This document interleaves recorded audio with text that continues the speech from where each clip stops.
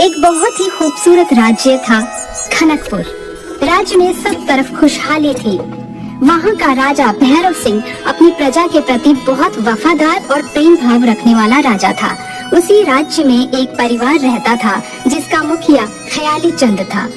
ख्याली चंद के दो बेटे थे जिनकी चिंता हमेशा ही ख्याली चंद को सताती रहती थी कि उनके जाने के बाद वो अपना गुजारा कैसे करेंगे। एक दिन ख्याली चंद ने अपने दोनों बेटों की बुद्धि परीक्षण की बात सोची और अपने पास बुलाया। पिताजी, आपने हमें बुलाया? आओ बेटा, जैसा कि तुम दोनों जानते हो, अब मेरी सांसें कभी भी थम सकती हैं। तो आखिरी समय में चैन से मैं मर सकूं, इसलिए सोचा कि आप दोनों मेरे जाने के बाद अपनी बुद्धिमत्ता से जीवन यापन कर पाओगे या नहीं, मैं अपनी आंखों से ये देखना चाहता हूँ। पिताजी, अगर आप बुद्धि परीक्षण या कुछ इससे संबंधित कार्य करने को कहोगे तो मेरा ख्याल तो मन से निकाल दीजिए, क्योंकि मैं तो अपनी पहलवानी में ही खुश हूँ।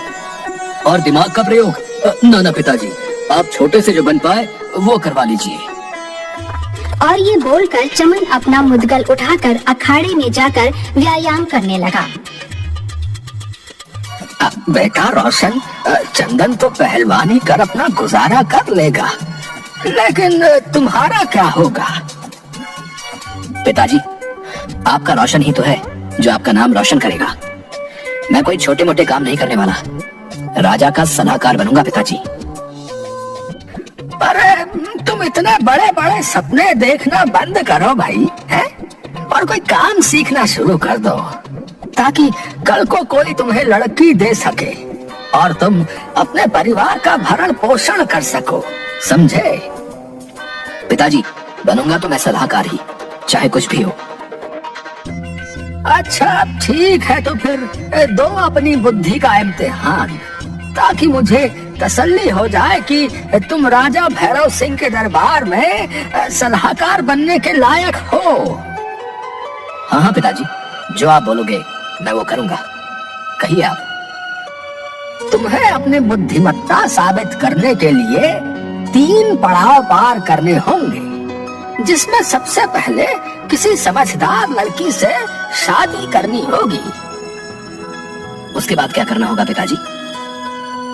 दूसरा पड़ाव पहला पड़ाव पार करने के बाद बताऊंगा, पहले इसे पूरा करो। जैसा आप कहें पिताजी। और घर से बाहर निकल जाता है। अब देखता हूँ बिना काम काज के शादी कैसे रचाता है, सब अकल ठिकाने आ जाएगी।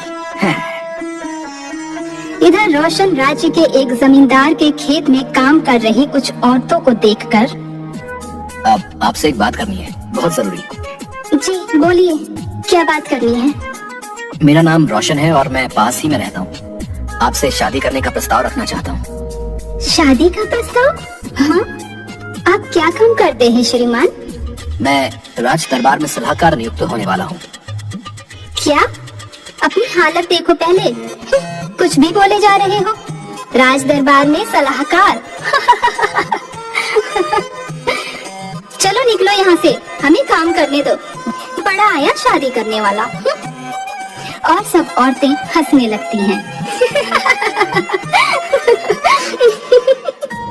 हाँ हाँ जा रहा हूँ, देखना सलाहकार तो बनकर रहूंगा। गजब की बेइज्जती कर दी, अब क्या करूं? कुछ और सोचना पड़ेगा।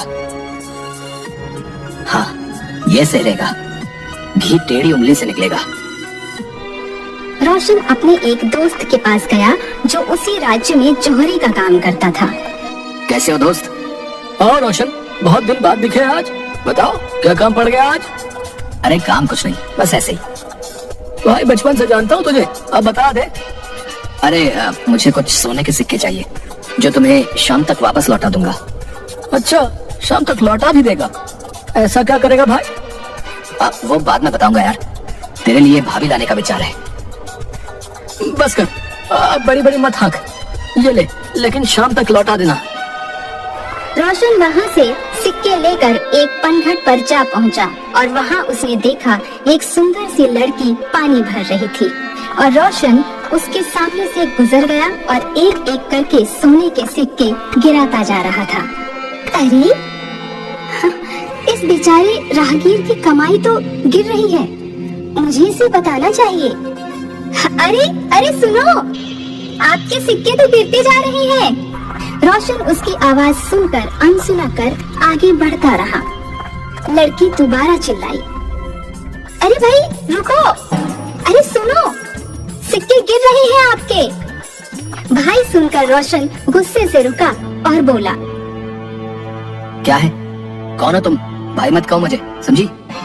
अजीब इंसान है, एक तो मदद कर रही हूँ, ऊपर से मुझ पर ही चिल्ला रहा है। हाँ? क्या खाक मदद कर रही हो? मेरी सारी मेहनत पर पानी फेर दिया। अच्छा जी, उल्टा चोर और कोतवाल को डांटे। हाँ? और नहीं तो क्या, पूरे 2 साल बाद मुझे पसीना आता है जो गिरते ही सोना बन जाता है। अभी बस मुझे पसीना आना शुरू ही हुआ था कि तुमने मुझे टोक दिया। क्या सच में? ऐसा है तो तब तो तुम बहुत ही अमीर इंसान होगे। हाँ? घर गृहस्थी सब बढ़िया होगा। हाँ? और नहीं तो क्या, अब जाने दो मुझे, कहीं ऐसा मत बोल देना कि मुझसे शादी कर लो। वैसे इतनी भी बुरी नहीं हूँ मैं, आप मुझसे शादी कर अपना घर बसा सकते हैं श्रीमान। नहीं नहीं, ऐसा नहीं हो सकता, मैं जा रहा हूँ। देखो, मैं तुम्हारी अर्धांगिनी बनकर रहूंगी, मुझे अपने साथ ले चलो। रोशन की तो मनचाही बात हो गई और दोनों ने मंदिर में जाकर शादी कर ली। उसके बाद अपनी पत्नी को लेकर वो घर आ गया। पिताजी देखो, आपके लिए बहू लाया हूँ। अरे अब तुझे लड़की कैसे मिल गई? आप इस घर में रहते हैं? आप तो बहुत बड़े धोखेबाज हो। आपने मुझसे कहा कि आप तो बहुत अमीर हो, सब कुछ है आपके पास। अरे भाग्यवान, तुम देखते जाओ, बहुत जल्दी मैं राज दरबार का सलाहकार बनने वाला हूँ। हाय, मैंने तो अपने कर्म फोड़ दिए, पता नहीं कब बनोगे आप सलाहकार। पिताजी, अब मेरा अगला पड़ाव क्या है? बेटा, पहले पड़ाव में तो तुमने लड़की को पहला फुसला कर शादी कर ली और पूरा कर लिया। अब दूसरा पड़ाव ये है, कुछ दिनों से हमारे राज्य में डकैती की घटनाएं बहुत बढ़ गई हैं। तुम्हें उन डकैतों का लूटा हुआ सामान यहाँ वापस लाना है। क्या पिताजी, आप मरवाना चाहते हैं क्या मुझे? उन डकैतों से तो बड़े भैया भी पिट कर आ गए थे, मैं भला कैसे उनका सामना करूंगा? वो मैं नहीं जानता, तुम और तुम्हारा काम। रोशन पूरे राज्य में उन डकैतों के बारे में छानबीन करता है और एक दिन अंधेरे में घर वापस आते हुए शमशान घाट के पास कुछ आवाजें सुनाई दी। रोशन ने चोरी छुपे वो आवाजें सुनी। अरे उस्ताद, सबसे बढ़िया जगह है ये, लूट का सारा सामान यहाँ सुरक्षित है, दिन हो या रात कोई नहीं भटकता यहाँ। सही कहा, भूत प्रेतों का डर तो लगा रहता है, लेकिन काम धंधा तो यहीं से चलेगा। अच्छा, तो सारे डकैत रात को यहीं रुकते हैं, अब माजरा समझ में आया। रोशन घर वापस आता है और अपनी पत्नी के साथ मिलकर कुछ सलाह करता है। अगले दिन सुबह जब ख्याली चंद मंदिर की तरफ निकल गया, तभी पीछे से रोशन की पत्नी ने रोना शुरू कर दिया और रोशन को जमीन पर लेटाकर ऊपर सफेद चद्दर डाल दी। अरे मेरे पति को क्या हो गया? अरे मेरे पति को क्या हो गया? अरे कोई इनका संस्कार करवा दो, मैं तो बर्बाद हो गई। उसकी आवाज सुन आसपास पड़ोस के सब लोग इकट्ठा हो गए और अरे अचानक से रोशन को क्या हो गया? बहुत बुरा हुआ भाई, अभी अभी तो शादी करके आया था बेचारा रोशन। अरे भाइयों, जल्दी से ले चलो, सूरज ढलने से पहले संस्कार कर देना चाहिए। कुछ लोग अर्थी को उठाकर शमशान घाट पर पहुंचते हैं।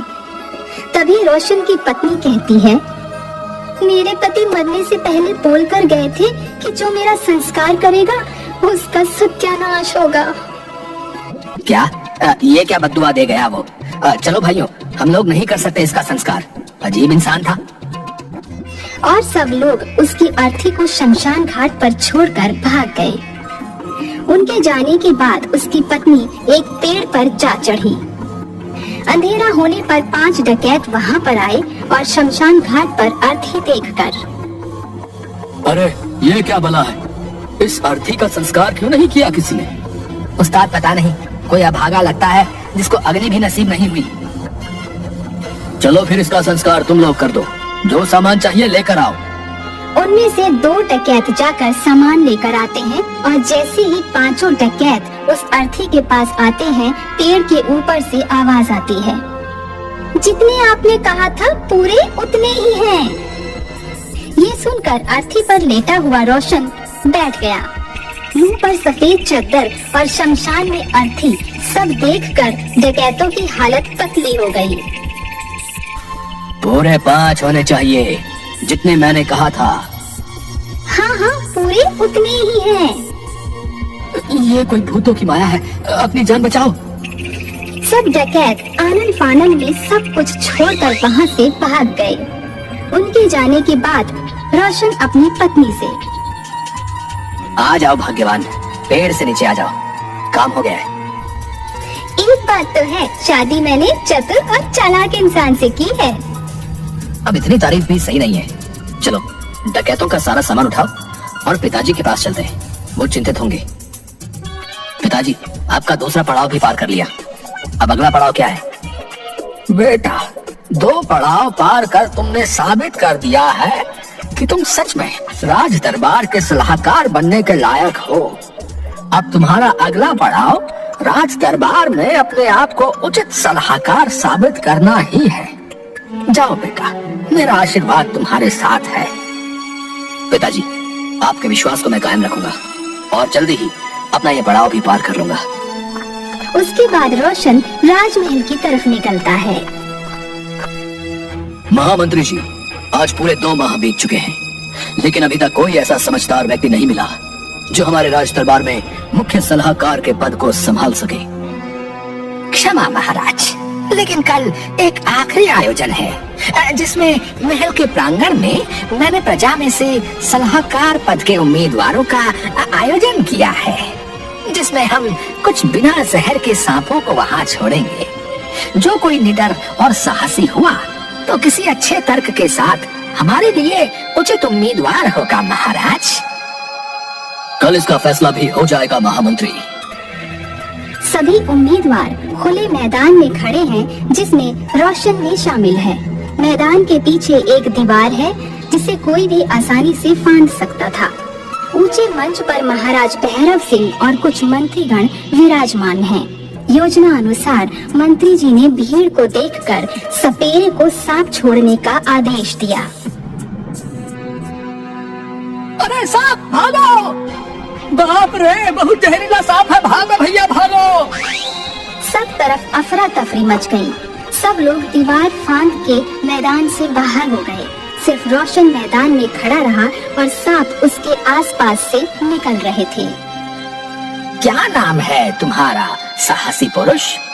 मेरा नाम रोशन है। क्या मैं जान सकता हूँ कि तुम्हें मौत से भय क्यों नहीं है? मंत्री जी, मौत से भला कौन नहीं डरता, लेकिन यहाँ पर बात विश्वास और हौसले की है। हम बचपन से महाराज की छत्र छाया में पले हैं और एक पल में ये कैसे सोच लें कि वो हमारी जान बिना किसी वजह के ले सकते हैं। मेरा अपने राजा के प्रति अटूट विश्वास यहाँ खड़े रहने की वजह है। बहुत खूब रोशन, तुम सच में एक निडर और समझदार इंसान हो। तुम सलाहकार पद के लिए हमारे राज्य के सबसे योग्य प्रतियोगी हो। महामंत्री जी, हमारी तलाश खत्म हुई। धन्यवाद महाराज। मेरा बचपन का सपना कि राज दरबार का सलाहकार बनूंगा पूरा हुआ। इसके बाद रोशन के पिता और उसकी पत्नी सब लोग राजमहल में बने सलाहकार के कक्ष में रहने लगे और रोशन अपने राज्य की सेवा में लग गया। किसी ने सच कहा है कि अगर किसी चाह को तुम सच्चे दिल से मांगो और उस पर कार्य करो तो अवश्य तुम पा सकते हो, जैसा कि रोशन ने अपने सपने को सच कर दिखाया।